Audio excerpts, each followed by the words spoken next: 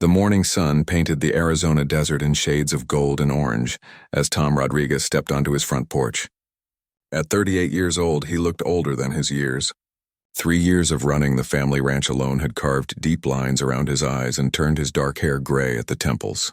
His weathered hands wrapped around a steaming cup of coffee as he watched the sunrise, just like he had every morning since his world fell apart. The ranch stretched out before him like an endless sea of red earth and scattered sagebrush. 2,000 acres of desert land that had belonged to the Rodriguez family for 4 generations. His great-grandfather had started with nothing but a dream and a handful of cattle. Now Tom was the last Rodriguez left to carry on the legacy, though some days he wondered if he had the strength to keep going. A wet nose nudged against his leg, and Tom looked down to see his faithful companion, Buddy.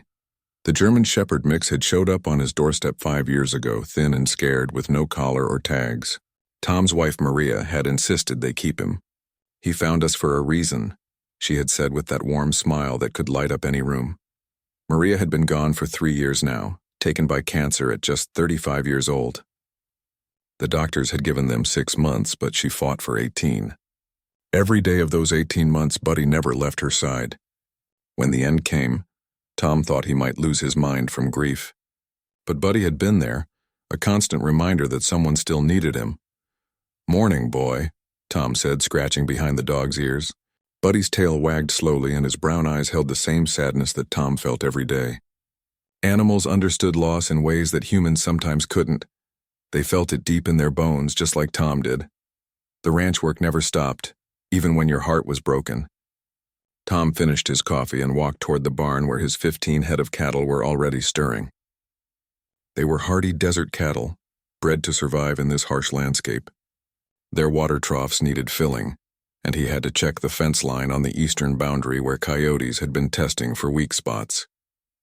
As he worked, Tom's mind wandered to the early days when Maria was still alive. She had loved this place as much as he did, maybe more. She used to wake up before dawn just to watch the sunrise from their bedroom window. "God paints a new picture every morning," she would say. "And we get front row seats." Maria had wanted children, and they had tried for years. When the doctors told them it wasn't possible, she poured all her mothering instincts into the ranch animals and into Tom himself. She made this house a home with her laughter, her cooking, and her endless optimism. After she died, the silence became so heavy that Tom sometimes caught himself talking to Buddy just to hear a human voice. The nearest neighbor was 5 miles away, and the closest town was 20 miles down a dusty road. Most people would call it isolated, but Tom had grown up here. This desert was in his blood.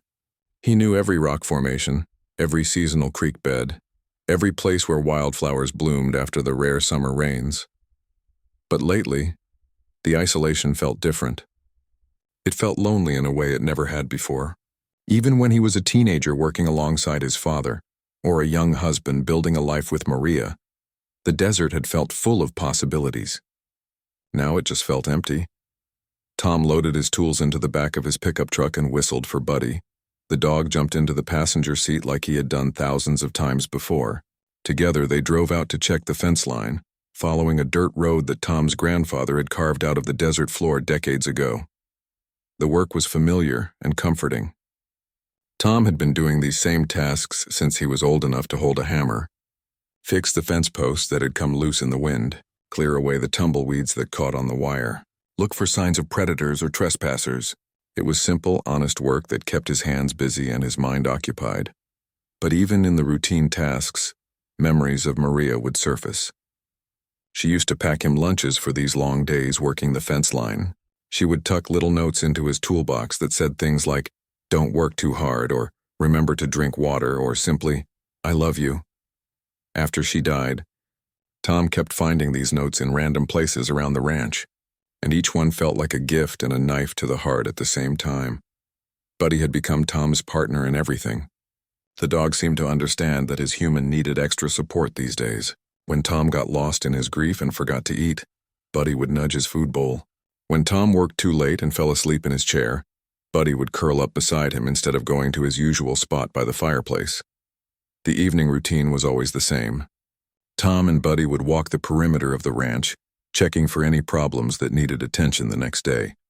The desert came alive at sunset, with coyotes calling in the distance and bats beginning their nightly hunt. Tom had learned to find peace in these moments, even though the ache in his chest never fully went away. Tonight, as they walked the eastern boundary, Tom noticed that Buddy seemed more alert than usual. The dog's ears were perked up and he kept looking toward the hills that marked the edge of the property. Tom followed his gaze but saw nothing unusual, just the endless desert landscape painted purple and pink by the setting sun.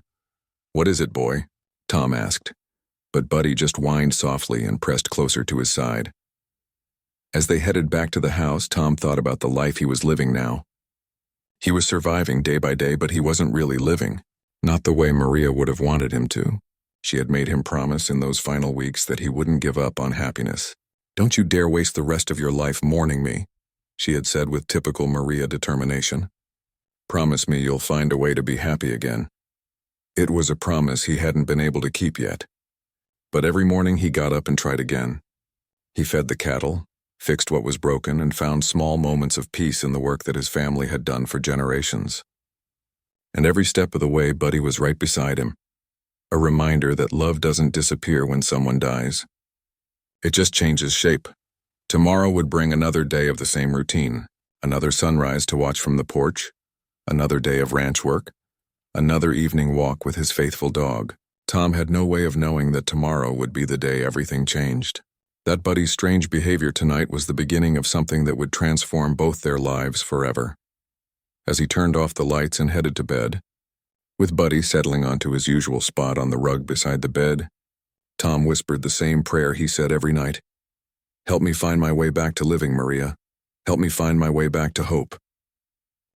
The heat hit like a wall the moment Tom stepped outside the next morning.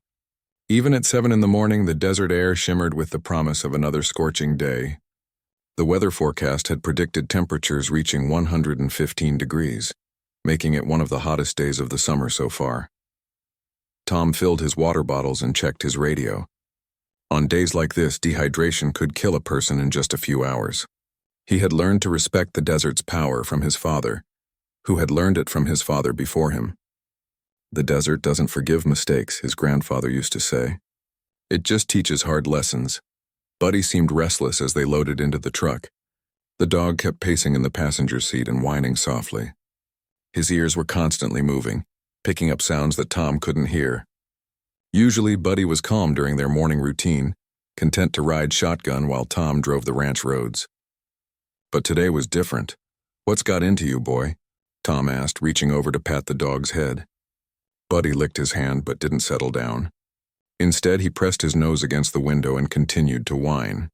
They drove toward the eastern boundary where Tom had planned to repair a section of fence that had been damaged in last week's windstorm. The road was rough, carved into the desert floor by decades of ranch vehicles. Sagebrush and prickly pear cactus lined both sides of the path, and in the distance, the mountains rose like ancient guardians watching over the land. As they got closer to the fence line, Buddy's agitation increased. The dog was now panting heavily, not from the heat but from anxiety. He kept looking toward a cluster of mesquite trees about half a mile off the main path.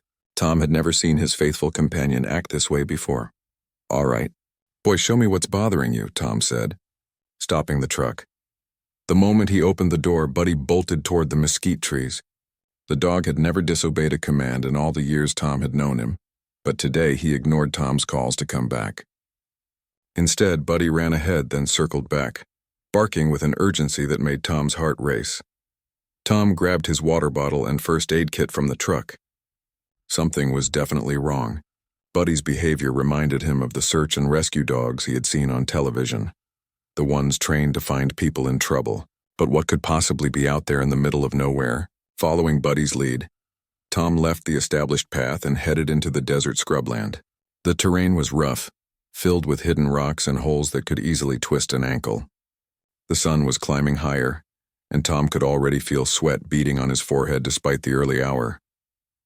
Buddy kept running ahead, then stopping to make sure Tom was following. The dog's tail wasn't wagging like it usually did during their walks. Instead, it was straight up, alert and focused. They were on a mission now, though Tom still had no idea what they were searching for. After walking for about 10 minutes, Tom saw something that made his blood run cold. There in the shade of a scrubby mesquite tree was a person. From this distance, he couldn't tell if it was a man or woman, but they were lying completely still. "Oh, God," Tom whispered, breaking into a run. As he got closer, he could see it was a young woman, probably in her 30s. She was wearing hiking boots and a backpack, and her dark hair was matted with sweat. Her skin had the waxy, pale look of severe dehydration, and her lips were cracked and bleeding. She was unconscious, but Tom could see her chest rising and falling with shallow breaths. Buddy sat beside the woman as if he had been guarding her. His tongue was hanging out from the heat, but he hadn't left her side. Somehow this dog had known she was out here, had sensed her distress from miles away. Tom immediately knelt beside the woman and checked her pulse. It was weak but steady. He pulled out his radio and called for emergency services, giving their GPS coordinates and describing the situation. The nearest hospital was 40 miles away, and the ambulance would take at least 30 minutes to reach them. While he waited, Tom did everything he knew about desert rescue. He moved the woman into better shade and elevated her legs to help with blood flow. He wet a bandana with water from his bottle and placed it on her forehead, then used another damp cloth to moisten her lips. She stirred slightly at the touch of water but didn't wake up.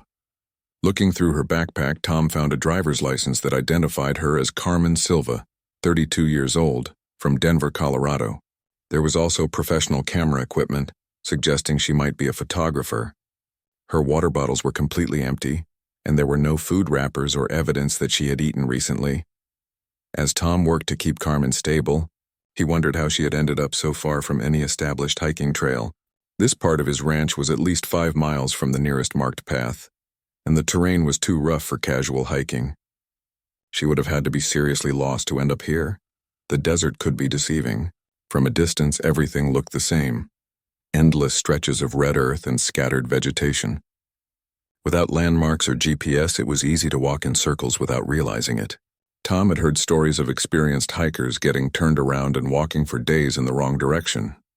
But he stayed close, as if he understood the seriousness of the situation. Every few minutes, he would look toward the road, listening for the ambulance. Tom had never been more grateful for his dog's mysterious instincts. If Buddy hadn't insisted on checking this area, Carmen might have died out here, her body not discovered for weeks or months. The sound of sirens finally broke the desert silence.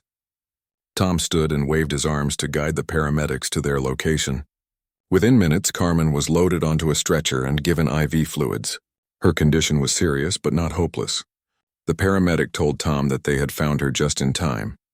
As the ambulance drove away, Tom stood in the desert with Buddy at his side. The dog was calmer now, his mission accomplished. Tom knelt down and hugged his faithful companion, feeling a mix of pride and amazement. "How did you know, boy?" he asked. "How did you know she was out there?" Buddy just wagged his tail and licked Tom's face. Some mysteries didn't need explanations. What mattered was that Carmen Silva was alive, and she would have the chance to tell her own story about how she ended up lost in the desert. Tom decided to follow the ambulance to the hospital. He wanted to make sure Carmen was okay, and he was curious about what had brought a photographer from Denver to this remote corner of Arizona. Little did he know that this chance encounter, guided by his dog's incredible instincts, would change the course of both their lives forever. As they drove toward town, Tom glanced at Buddy in the passenger seat. The dog was finally relaxed, his head hanging out the window to catch the breeze. But Tom couldn't shake the feeling that today's rescue was just the beginning of something much bigger than either of them could imagine. The hospital waiting room smelled like disinfectant and old coffee. Tom sat in an uncomfortable plastic chair, still wearing his dusty work clothes from the morning's rescue.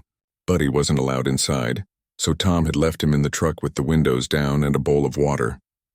Every few minutes, Tom would glance toward the parking lot to check on his faithful companion. 3 hours passed before a doctor finally came to speak with him. Dr. Martinez was a middle-aged woman with kind eyes and graying, hair pulled back in a practical ponytail. She looked tired but relieved as she approached Tom. "Are you the rancher who found Carmen Silva?" she asked. Tom nodded, standing up quickly. "How is she? Is she going to be okay?" "She's going to be fine, thanks to you," Dr. Martinez said with a smile. "Severe dehydration and heat exhaustion, but we got fluids into her just in time. She's awake now and asking to speak with whoever saved her life." Tom felt a weight lift from his shoulders.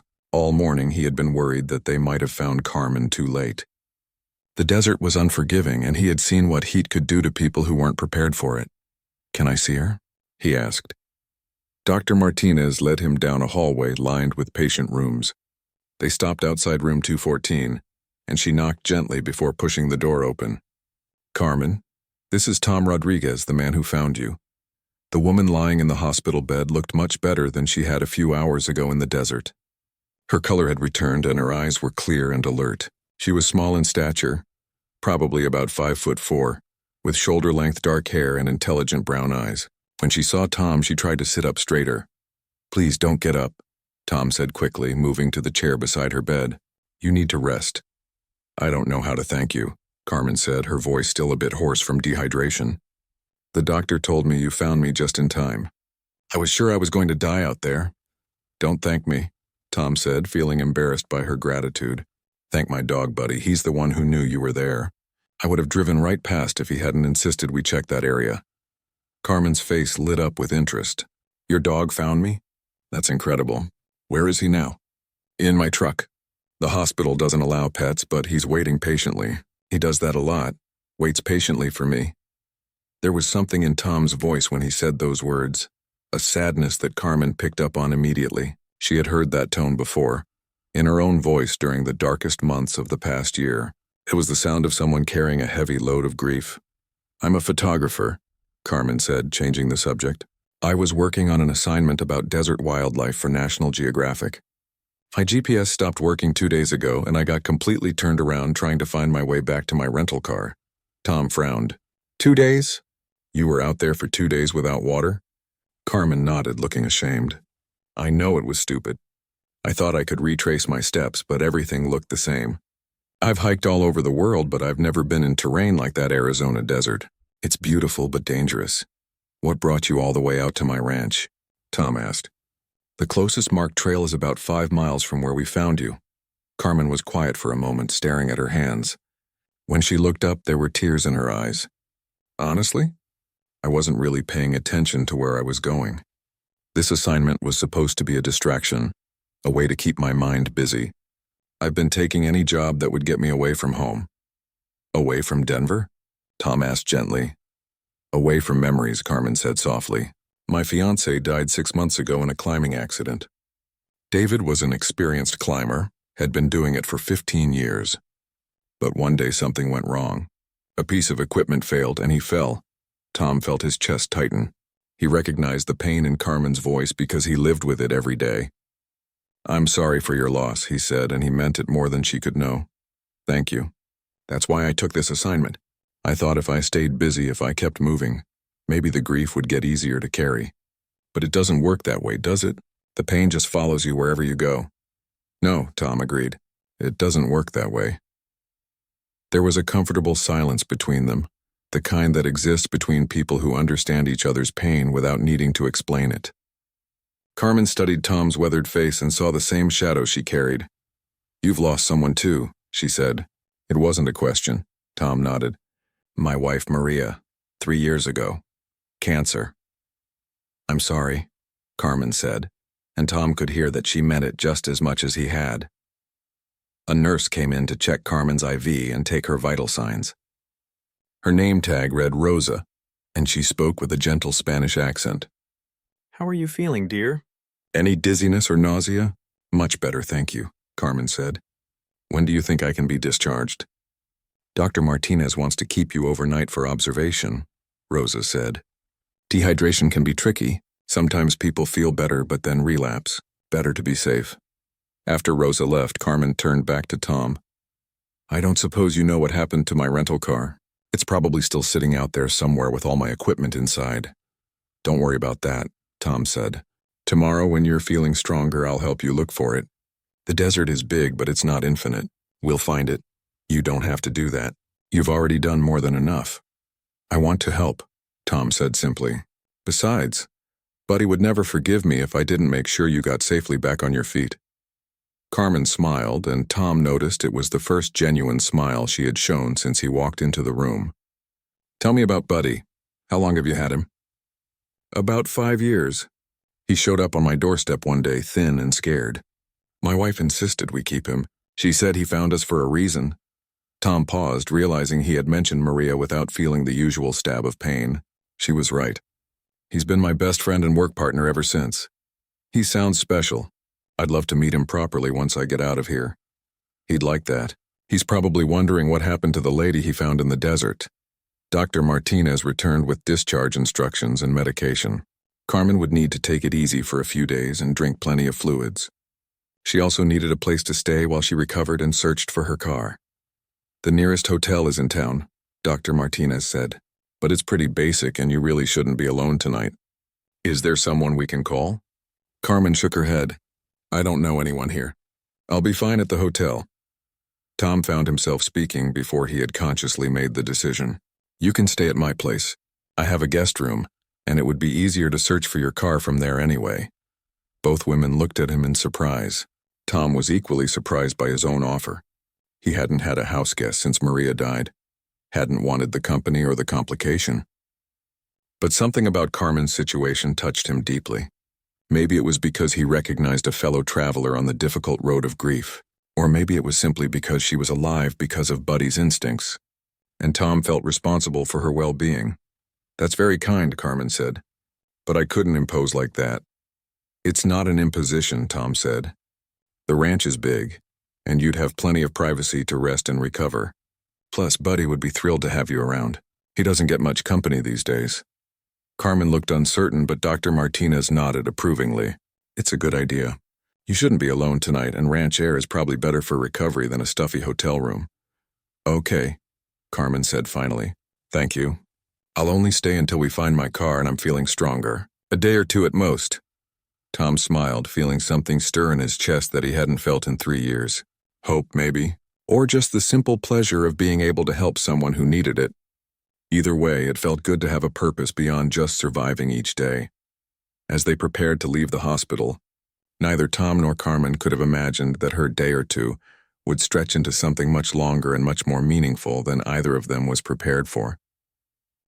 Buddy's excitement was impossible to contain when Tom returned to the truck with Carmen.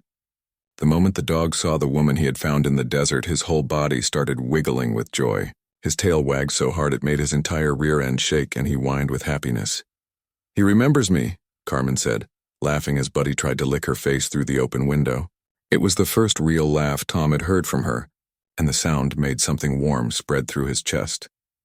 He's not usually this friendly with strangers, Tom said, opening the passenger door so Carmen could get in. You must have made quite an impression. Buddy immediately settled down next to Carmen, resting his head on her lap as if he had been doing it for years. Carmen stroked his fur gently, and Tom noticed that some of the tension left her shoulders. There was something healing about the unconditional love of a dog. The drive to the ranch took about 30 minutes. Tom found himself stealing glances at Carmen as she looked out at the desert landscape. Her photographer's eye seemed to be taking in every detail, the way the late afternoon light painted the mountains purple, the graceful curves of the saguaro cacti, the endless sky that stretched from horizon to horizon. It's beautiful out here, she said softly. I can see why you love it. It's not for everyone, Tom replied. Most people find it too isolated, too harsh. My wife used to say it was like living on another planet. Did she grow up here too? Tom shook his head. Maria was from Phoenix. City girl through and through. But she fell in love with this place almost as fast as she fell in love with me. He paused, surprised by how easy it was to talk about Maria with Carmen. Usually mentioning his wife's name felt like swallowing broken glass. How did you meet? She was a veterinarian. I brought in a sick calf and she saved its life. We talked for 3 hours that day, mostly about animals and desert survival. She had all these questions about ranch life and I had all these questions about the city. Opposites attract, I guess. Carmen nodded. David and I were opposites too. I was always the careful one, planning every detail of a shoot, researching locations for weeks. He was spontaneous, the kind of person who would decide to climb a mountain just because it was there. I think we balanced each other out. They were quiet for a while, each lost in memories. It wasn't uncomfortable silence, though. It felt natural, like two people who understood that sometimes words weren't necessary. When they reached the ranch, Tom helped Carmen with her small bag, while Buddy ran circles around them both. The dog seemed determined to stay close to Carmen, as if he was afraid she might disappear again. The Rodriguez family home was a modest two-story house built from local stone and timber. It had wide porches that wrapped around three sides designed to catch any breeze and provide shade from the desert sun. Maria had painted the front door turquoise, saying it reminded her of summer skies. Tom had never changed it. Inside, the house was clean but clearly showed the signs of a man living alone. The furniture was practical rather than decorative, and there were stacks of ranching magazines on the coffee table instead of flowers. But it was comfortable and welcoming in its own way. "The guest room is upstairs," Tom said, leading Carmen up a wooden staircase. "It has its own bathroom and plenty of windows for light." Maria always said natural light was important for healing. The guest room was simple but cozy, with a handmade quilt on the bed and watercolor paintings of desert scenes on the walls. Carmen recognized Maria's touch in the way the room was arranged, thoughtful details that made it feel like more than just a place to sleep. "It's perfect," Carmen said. "Thank you again for this. I know having a stranger in your house can't be easy." "You're not a stranger," Tom said, and realized he meant it. "But he found you for a reason. Maybe we're supposed to help each other through whatever comes next." That evening, Tom cooked dinner while Carmen rested on the front porch with Buddy. She had offered to help, but Tom insisted she take it easy. He made simple food, grilled chicken, rice, and vegetables from the garden Maria had planted years ago and that Tom still maintained. They ate on the porch as the sun set, painting the desert in brilliant shades of orange and pink. Carmen told Tom stories about her photography work, describing shoots in the Amazon rainforest and the mountains of Nepal. Tom shared stories about ranch life, explaining how 4 generations of his family had shaped this land and been shaped by it in return. "I've traveled all over the world," Carmen said, "but I don't think I've ever seen a sunset like this." "Maria used to say God was showing off," Tom replied. "Every night a new masterpiece. Well, she sounds like she was an amazing woman." She was. She would have liked you, I think. She had a soft spot for anyone who loved animals and wasn't afraid of adventure. As the stars began to appear in the clear desert sky, Carmen found herself feeling more relaxed than she had in months. The grief was still there, the ache for David that never completely went away, but it felt manageable here. Maybe it was the vastness of the desert that put her pain in perspective, or maybe it was Tom's quiet understanding. He didn't try to fix her sadness or tell her things would get better. He just accepted it as part of who she was. Tom was experiencing something similar. For the first time in 3 years, he had cooked dinner for someone other than himself. For the first time in 3 years, he had shared stories about Maria without feeling like he was bleeding. Carmen's presence didn't erase his grief, but it reminded him that life could include more than just survival. Buddy, meanwhile, had appointed himself as Carmen's personal guardian. He stayed by her side throughout dinner and settled at her feet when they moved to the porch chairs. Every few minutes he would look up at her as if making sure she was still there. "He really has adopted you," Tom observed. "The feeling is mutual," Carmen said, scratching behind Buddy's ears. "I haven't had a pet since I was a kid. My lifestyle has been too unpredictable. But there's something special about him, isn't there? It's like he knows exactly what people need." "He knew Maria was sick before the doctors did," Tom said quietly. "Started following her everywhere, wouldn't let her out of his sight. We thought he was just being protective, but later we realized he was trying to tell us something." "Animals have instincts we've forgotten how to use," Carmen agreed. "That's part of what I love about wildlife photography, getting to observe those instincts in action." As the evening grew cooler, they moved inside. Tom showed Carmen where everything was. Fresh towels, extra blankets, the coffee maker for the morning. It felt strange to be playing host again, but also right somehow. The house felt more alive with another person in it. "I'll start looking for your car first thing tomorrow," Tom said as they said goodnight. "We'll find it, don't worry." "What if we don't?" Carmen asked. "What if it's been stolen or damaged? Then we'll figure out what comes next." "One problem at a time," Carmen smiled. "You sound like David. He used to say that exact same thing whenever I got anxious about a project." "Smart man." "Yes, he was. Good night, Tom. And thank you again for everything." As Tom settled into his own bed with Buddy curled up on his usual spot on the rug, he found his mind wandering to Carmen sleeping in the room down the hall. He hadn't realized how quiet the house had become until it had another heartbeat in it. For the first time in 3 years, Falling asleep felt like settling into peace rather than just exhaustion. Neither of them knew that finding Carmen's car would lead to discoveries that would change both their lives forever. Tonight, they were just two wounded people finding unexpected comfort in each other's company, with a wise dog standing guard over them both. Carmen woke to the sound of roosters crowing and the gentle murmur of Tom's voice drifting up from the kitchen below. Sunlight streamed through the gauzy curtains, filling the guest room with a warm, golden glow. For a moment she forgot where she was. Then the events of the previous day came flooding back. The rescue, the hospital, Tom's unexpected kindness in bringing her to his ranch. She felt better than she had in days. The bone-deep exhaustion from dehydration was gone, replaced by a sense of peace she hadn't experienced since before David's accident. Something about this place, this house, felt safe in a way that her empty apartment in Denver never had. Downstairs, she found Tom at the kitchen table with Buddy beside him, both of them looking out the window at the sunrise. Tom was already dressed for ranch work, his worn jeans and boots telling the story of a man who started his day before dawn. "Morning," he said, looking up with a smile. "How did you sleep?" "Better than I have in months," Carmen admitted. "I didn't realize how much I needed real rest." "Coffee?" Tom asked, gesturing toward a pot that smelled like heaven. "Please, that smells amazing." As Tom poured her coffee, Carmen noticed a plate covered with a kitchen towel on the counter. "Mrs. Lopez from the neighboring ranch brought over some homemade biscuits this morning," he explained. "She heard about the rescue yesterday. News travels fast out here."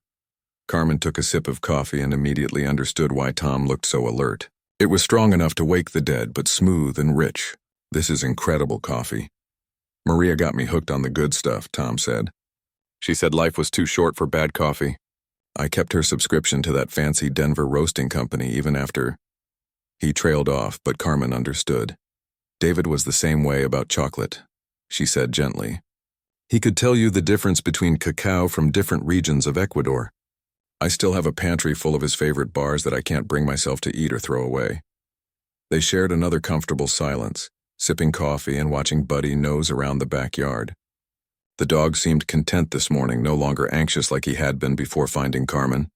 "Ready to go looking for your car?" Tom asked. "Whenever you are. Though I have to warn you, I have absolutely no idea where I left it." Tom chuckled. "That's okay. Buddy and I know every inch of this desert. We'll find it." After breakfast, they loaded into Tom's truck with Buddy in the back seat. Tom had packed water, snacks, and basic tools in case they needed to jumpstart Carmen's rental car or deal with any other mechanical problems. The desert was hard on vehicles, especially ones that weren't built for the terrain. "Tell me what you remember about the day you got lost," Tom said as they drove toward the main road. Carmen closed her eyes, trying to piece together those confusing 48 hours. "I started at the State Park Visitor Center. There was a ranger there who told me about some places where I might find interesting wildlife. I followed a marked trail for about 2 hours, then started exploring off the main path." "That was your first mistake," Tom said gently. "But we all make mistakes when we're dealing with grief. Our judgment isn't always clear." Carmen looked at him with surprise. It was the first time anyone had acknowledged that her getting lost might have been connected to her emotional state, rather than just poor planning. "You're right. I wasn't thinking clearly. Haven't been for months, really. After Maria died, I made plenty of bad decisions," Tom said. "Sold off half my cattle for way less than they were worth because I couldn't handle taking care of them. Nearly burned down the barn because I left a space heater running all night. Grief makes you do things that don't make sense to anyone else." They drove in comfortable silence for a while, following dirt roads that seemed to lead nowhere. But Tom navigated the maze of ranch roads and desert paths like he was reading a familiar book. Every rock formation, every cluster of trees, every subtle change in the landscape meant something to him. After about an hour of searching, they spotted something metallic glinting in the distance. Tom drove closer, and sure enough, there was Carmen's white rental car parked beside a dry creek bed, looking abandoned and lonely in the vast desert landscape. "Thank God," Carmen breathed. "I was starting to think we'd never find it." The car was dusty but undamaged. Carmen's camera equipment was still in the back seat, and her suitcase was in the trunk. Tom checked under the hood while Carmen gathered her things. "Battery's dead," he said, "but that's an easy fix."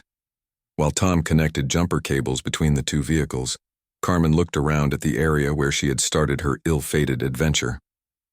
From here, she could see Tom's ranch buildings in the distance, maybe 3 miles away as the crow flies. I was so close, she said. If I had just walked in that direction, you had no way of knowing, Tom said as the rental car's engine coughed to life. The desert plays tricks on people. Distances are deceiving, and everything looks the same when you're panicking. Carmen opened her camera bag and started checking her equipment. Most of it had survived the desert heat, though she would need to have her lenses professionally cleaned. But as she scrolled through the photos on her camera's memory card, she discovered something that made her heart skip. Tom, look at this, she said, showing him the camera's display screen. The photo showed a sweeping view of the desert landscape, taken from the ridge where her car was parked. In the distance, barely visible but unmistakable, were the buildings of Tom's ranch. But that wasn't what caught Carmen's attention. It was the timestamp on the photo. I took this 3 days ago, the morning I got lost, she said. But look at the timestamp. I was here for almost 4 hours before I even realized I was lost. Just taking pictures of your ranch from different angles. Tom studied the series of photos. Carmen had captured the ranch from sunrise to midday, documenting how the light changed the colors of the desert. They were beautiful shots, artistic and professional, but they also told a strange story. It's like I was drawn to this place, Carmen said softly. I didn't even realize I was taking so many pictures of the same area. I just couldn't stop looking at it. Maybe Buddy wasn't the only one with good instincts that day, Tom said thoughtfully. They drove back to the ranch in separate vehicles, Tom leading the way in case Carmen's car broke down again. But the rental car ran fine, following the familiar path back to the only place in Arizona that had started to feel like home to Carmen. Over the next few days, Carmen's intended short stay began to stretch longer. She told herself it was because she needed to rest and recover from her ordeal. Then she said she was staying to help Tom with some light ranch work as a way of repaying his kindness. The truth was more complicated than either of them wanted to admit. Carmen discovered she had a natural talent for animal care. The ranch cattle, normally suspicious of strangers, seemed to trust her immediately. She learned to bottle feed the orphaned calves and help Tom repair fencing damaged by the summer storms. Her hands, accustomed to handling delicate camera equipment, proved surprisingly capable with tools and ranch work. Tom, meanwhile, found himself looking forward to Carmen's company in ways that both pleased and worried him. For 3 years, he had been content with solitude and the simple rhythm of ranch life. Now the house felt empty when Carmen went for walks with Buddy, and dinner tasted better when he had someone to share it with. They fell into an easy routine. Tom would wake before dawn to handle the essential ranch chores while Carmen slept in, recovering her strength. They would have breakfast together, then spend the day working side by side, fixing things that needed fixing, checking on the cattle, maintaining the endless miles of fence that kept the ranch secure. Evenings were Carmen's favorite time. They would sit on the front porch with Buddy between them, watching the desert transform in the setting sun. Carmen would show Tom the photos she had taken that day, and Tom would tell her stories about the land, the family history that lived in every rock and tree. Your great-grandfather must have been quite a man to build all this, Carmen said one evening. Looking at a faded photograph of the original ranch buildings. He was tough as nails, Tom agreed. But he was also smart. He knew that to survive out here you had to work with the desert, not against it. That's why the ranch has lasted 4 generations. And what about the 5th generation? Carmen asked quietly. Tom was quiet for a long moment.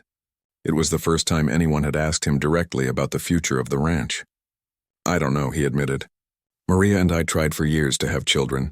After she died, I figured the ranch would probably die with me. That seems like such a waste, Carmen said. This place has so much history, so much beauty. It deserves to continue.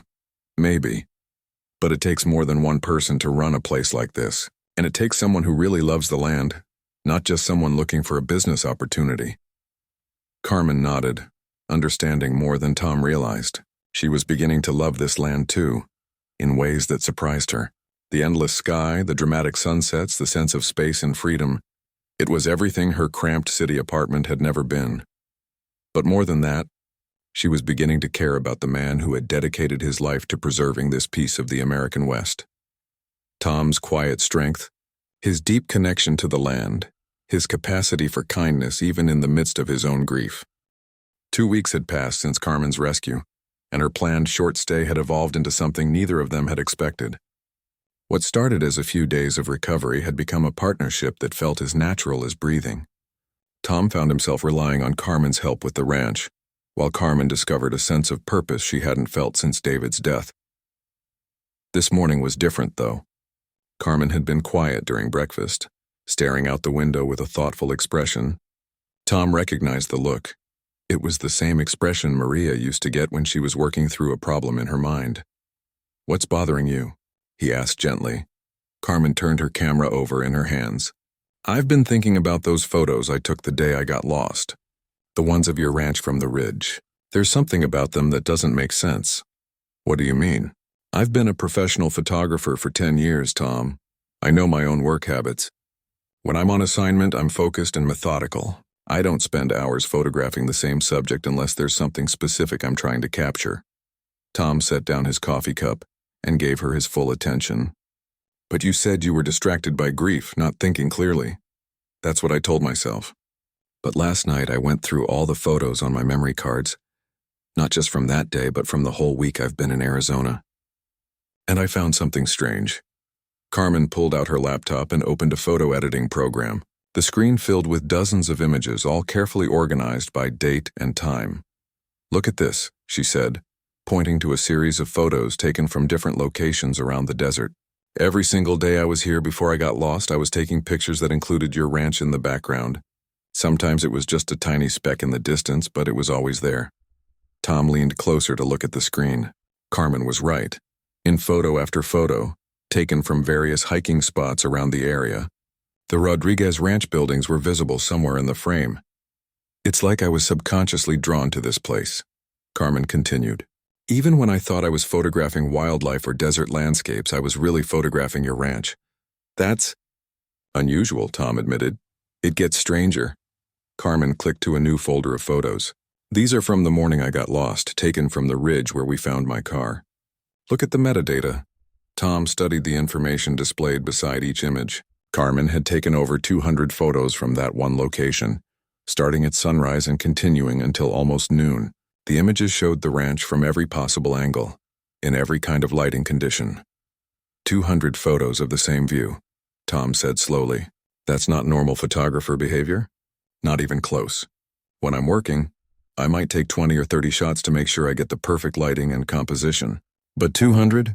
That's obsessive behavior. Like I couldn't stop looking at something, couldn't stop trying to capture it perfectly." Carmen clicked through the images, and Tom watched his ranch transform through the changing light. The early morning shots were soft and golden, the midday images sharp and detailed. But in every single photo, the ranch looked like something out of a dream. Peaceful, welcoming, eternal. "They're beautiful," he said softly. "They are, but that's not the point. The point is that I took them without really being aware of what I was doing. It's like some part of me already knew I belonged here even before I got lost." The implications of her words hung in the air between them. Carmen was suggesting something that sounded almost mystical, the idea that fate or destiny had been guiding her actions. Tom was a practical man, raised to believe in hard work and common sense, but he couldn't deny the evidence in front of him. "There's something else," Carmen said quietly. She clicked to another folder, this one labeled Ranch Life Personal. The screen filled with images Carmen had taken during her stay at the ranch. Tom working with the cattle, Buddy sleeping in the sunshine, sunset views from the front porch, close-up shots of wildflowers in Maria's old garden. "You've been documenting our daily life," Tom observed, without really thinking about it. "These aren't assignment photos, they're personal memories. I've been photographing this place like it's already home." Tom stood up and walked to the kitchen window, looking out at the land his family had worked for generations. Everything Carmen was saying challenged his understanding of how people made life decisions. He believed in practical choices and carefully considered plans. But the evidence suggested that sometimes the heart knew things the mind hadn't figured out yet. "What are you saying, Carmen? That you were meant to find this place?" Carmen joined him at the window. "I'm saying that maybe your dog isn't the only one with good instincts about where people belong." They stood side by side, looking out at the desert landscape that had become so familiar to both of them. Tom could feel the warmth of Carmen's presence beside him, and he realized that somewhere in the past 2 weeks, She had become essential to his daily happiness. "I need to tell you something," he said.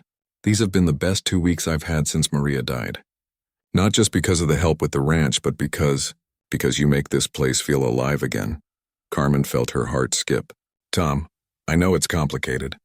We've both lost people we loved, and I know you have a life in Denver, a career that takes you all over the world, but I can't pretend that having you here doesn't feel right in a way I didn't think I'd ever feel again."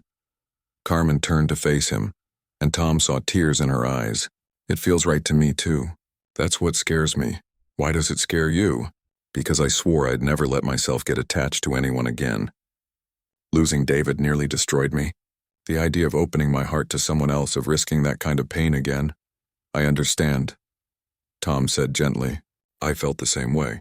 For 3 years I convinced myself that what I had with Maria was once in a lifetime, that it would be disrespectful to her memory to even think about loving someone else."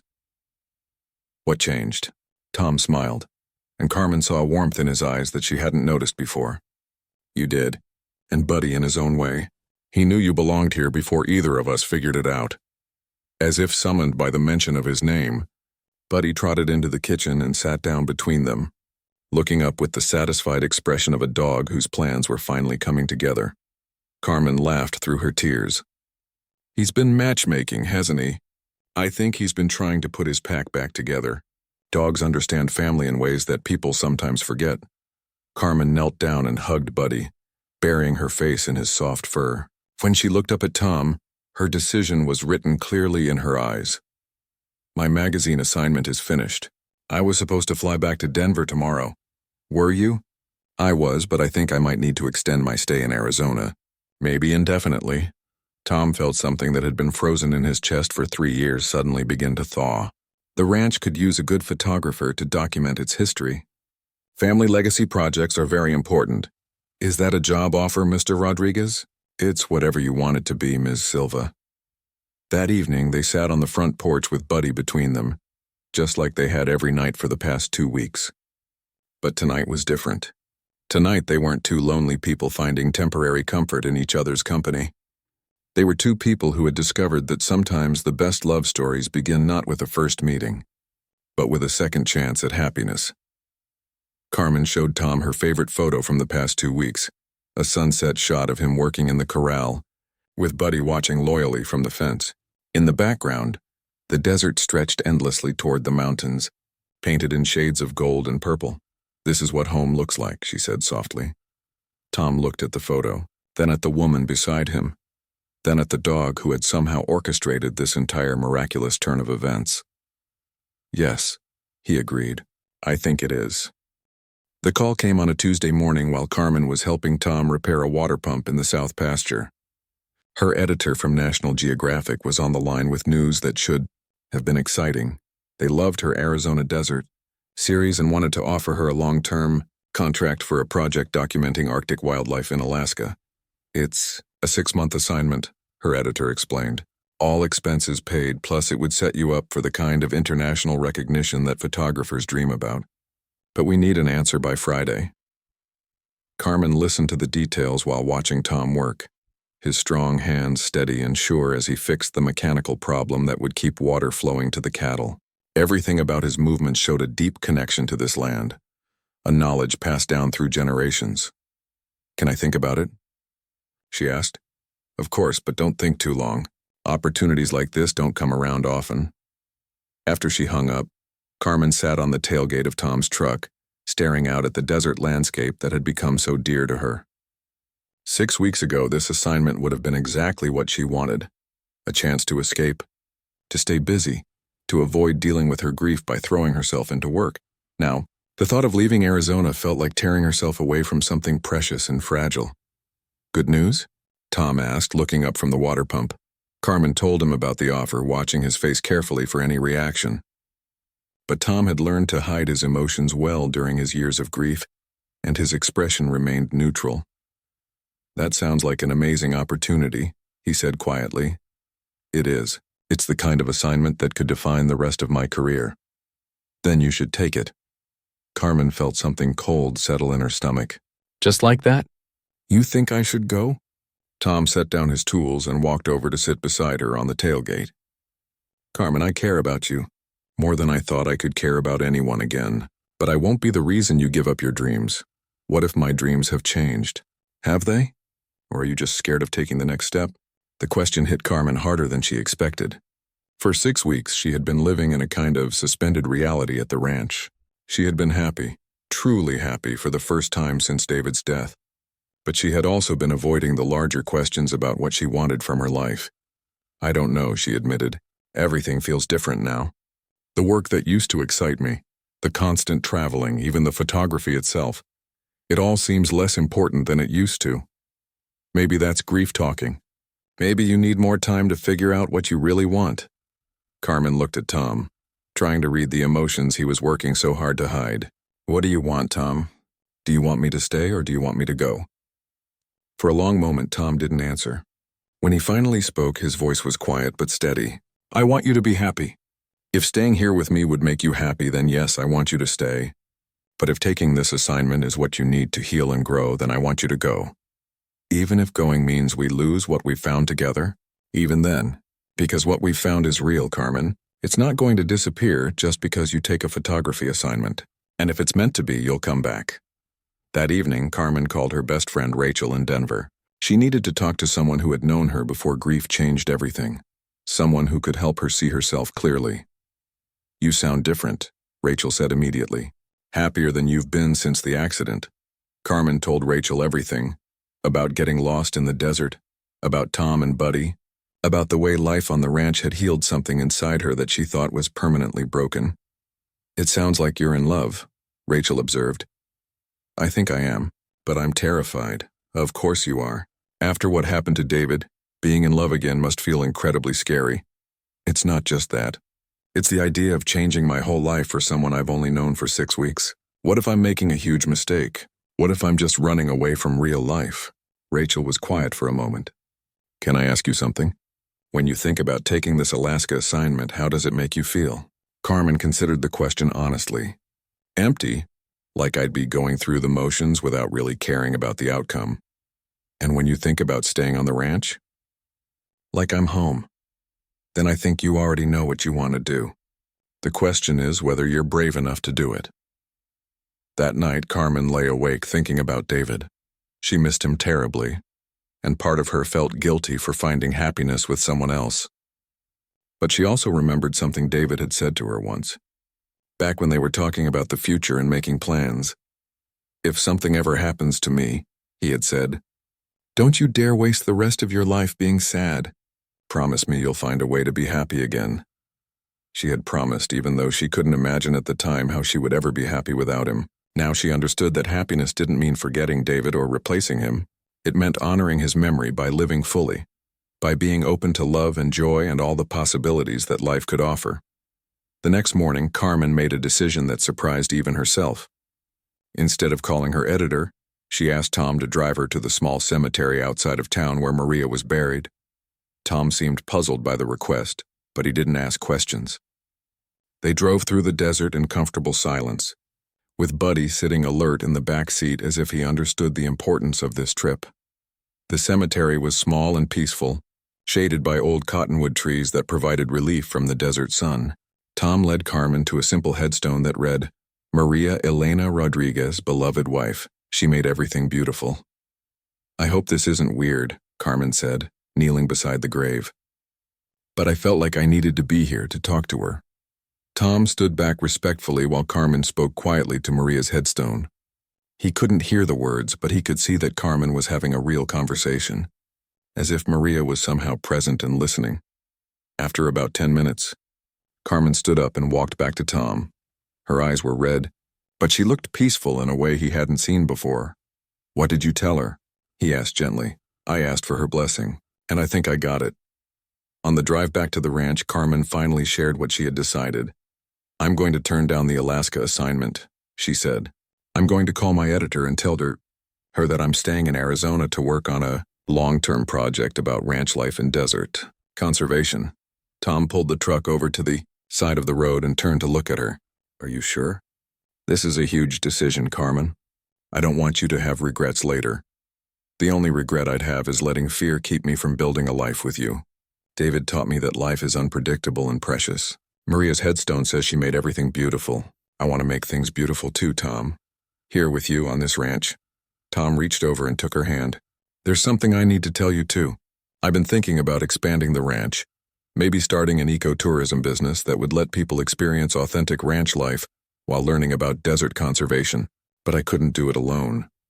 Are you offering me a business partnership along with everything else? I'm offering you whatever you want. Partnership, marriage, a chance to help preserve this land for future generations. All of it if you're willing. Carmen squeezed his hand. I'm willing. I'm scared, but I'm willing. As they drove back toward the ranch with Buddy happily panting in the back seat, Carmen felt something she had never expected to feel again. Excited about the future. Not just any future, but a specific future built on love, partnership, and the kind of deep connection to place and purpose that she had been searching for without even realizing it. The ranch looked different to her now, not just as a temporary sanctuary but as home, the place where she would build the second chapter of her life, the place where she would learn to love again without forgetting the love she had lost. That evening, Carmen called her editor and turned down the Alaska assignment. It was the first time in her career that she had chosen love over professional advancement, and it felt like the most natural decision she had ever made. 8 months later, the desert bloomed with rare spring wildflowers as family and friends gathered on the Rodriguez ranch for a wedding unlike any other. Instead of a traditional church ceremony, Tom and Carmen had chosen to exchange vows at the exact spot where Buddy had first led Tom to find her collapsed beneath the mesquite tree. The tree itself had been decorated with simple white ribbons that fluttered in the desert breeze, and Carmen had insisted on having the ceremony at sunset, so the natural lighting would be perfect for the photographs. Not her own photographs. She had hired another photographer for the day so she could be fully present as a bride, rather than documenting the event. Carmen's wedding dress was simple and practical, chosen for the desert setting. It was a flowing white sundress that wouldn't catch on sagebrush, paired with boots that could handle the sandy terrain. Her hair was loose and natural the way Tom liked it best, with a single white flower tucked behind one ear. Tom wore his best jeans, polished boots, and a white button-down shirt that Carmen had helped him pick out. He looked handsome and nervous, fidgeting with the ring in his pocket as their guests found seats on hay bales that served as rustic pews. The guest list was small but meaningful. Carmen's friend Rachel had flown in from Denver, along with a few colleagues from her photography world. Tom's neighbors from the surrounding ranches were there, including Mrs. Lopez, who had been cooking for 3 days to prepare the reception feast. The local veterinarian who had worked with Maria was there, along with the doctor who had treated Carmen after her rescue, but the most important guest was Buddy, who sat at attention beside the mesquite tree wearing a bow tie and carrying a small basket in his mouth that contained the wedding rings. The ceremony was officiated by Father Miguel from the town church, who had known the Rodriguez family for decades. He spoke in both English and Spanish about the mystery of how two broken hearts can heal each other, and how sometimes the most beautiful love stories begin with an ending. Love is not always a lightning bolt, Father Miguel said, looking at the couple standing hand in hand beneath the desert sky. Sometimes love is a sunrise, gradual and gentle, warming you slowly until you realize that everything has changed. When it came time for vows, Carmen spoke first, her voice clear and strong despite the tears in her eyes. Tom, 6 months ago I was lost in every way a person can be lost. Lost in the desert, lost in grief, lost in a life that no longer made sense to me. You and Buddy found me and brought me home, not just to your ranch but to myself. You taught me that love doesn't have to end when someone dies. It just makes room for more love. You gave me a reason to believe in tomorrow again. I promise to love you, to work beside you, to build something beautiful with you on this land that has become sacred to both of us. Tom's vows were simpler, but no less heartfelt. Carmen, for 3 years I thought my story was over. I thought the best part of my life was behind me. Then Buddy led me to you, and I realized that some stories have more than one beginning. You brought laughter back to this house, purpose back to my days, and hope back to my heart. I promise to love you with everything I have, to support your dreams even when they scare me. and to trust that whatever brought us together will keep us together. As they exchanged rings, a red-tailed hawk circled overhead, calling out across the desert as if announcing the union to all the wild things that called this land home. The reception was held on the ranch's front lawn, with string lights hung between the cottonwood trees and tables made from wooden planks and sawhorses. Mrs. Lopez had prepared enough food to feed twice as many people, including Tom's favorite enchiladas and a tres leches cake that had been Maria's recipe. Carmen had worried that having Maria's recipes at her wedding might feel strange, but Tom had insisted. Maria would want to be part of this day, he had said. She would want to feed everyone and make sure they felt welcome. As the evening progressed, Carmen realized he was right. Having Maria's cooking at the reception felt like receiving a blessing from the woman who had loved Tom first and had prepared him to love again. The first dance was to a Spanish guitar version of At Last, played by a local musician who had known Tom since childhood. Tom was not a natural dancer, but Carmen didn't care. They swayed together under the stars while their guests watched and Buddy supervised from his spot near the cake table. "No regrets?" Tom whispered in her ear as they danced. "Only one," Carmen whispered back.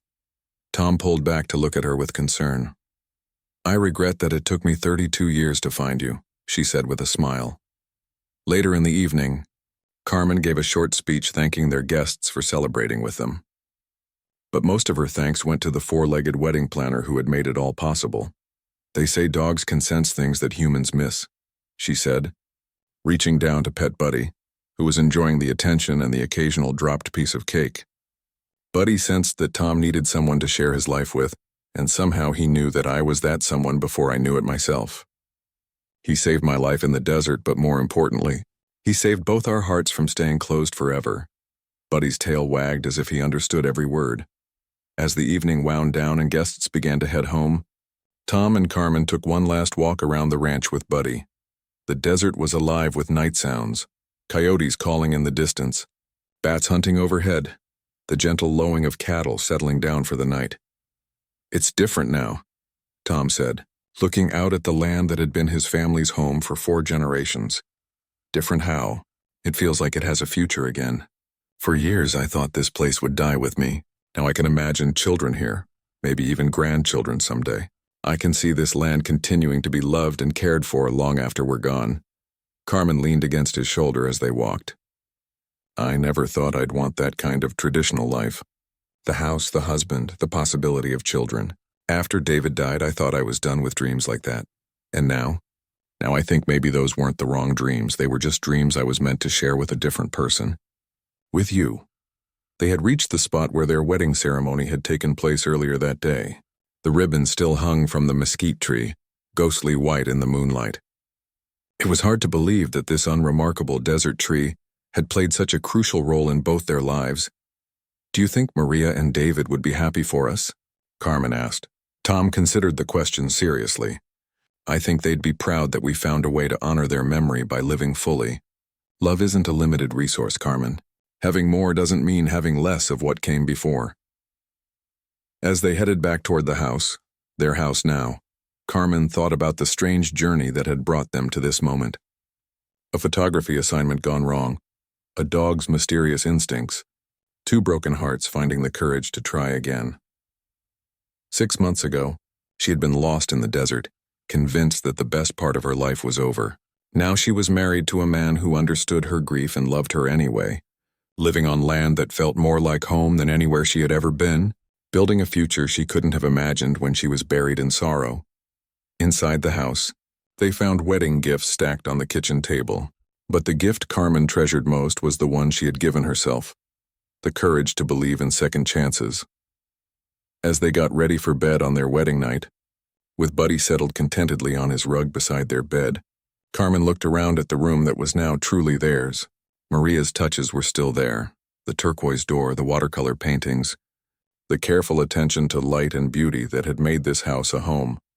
But Carmen's presence had changed the space too. Her photographs covered one wall, documenting the daily life of the ranch and the gradual healing of 2 hearts.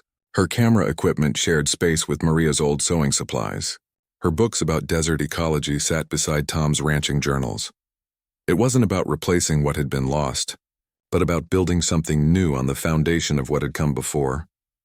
"Thank you," Carmen whispered into the darkness after Tom had fallen asleep. She wasn't sure who she was thanking. David for encouraging her to find happiness again, Maria for sharing the man she had loved, Buddy for his mysterious wisdom, or the universe itself for proving that even the most broken hearts could be made whole. Outside their bedroom window, the desert stretched endlessly toward the mountains, ancient and eternal. Somewhere in that vast landscape, other lost souls might be wandering, searching for home. Carmen hoped that they too would find their way to the love and healing that awaited them. But for now, she was exactly where she belonged, beside the man who had shown her that love could bloom again in the most unlikely places, in a house that had learned to hold joy and sorrow together, on land that had been blessed by generations of people who understood that the best things in life were worth fighting for. Tomorrow would bring new challenges, new adventures, and new opportunities to build their life together. But tonight, Carmen Rodriguez fell asleep to the sound of desert, wind, and the gentle breathing of the man and dog who had saved her life in more ways than one. The ranch that had seemed like the end of the world to a lost photographer had become the center of a new universe, and in the morning, when the sun painted the desert in gold and orange,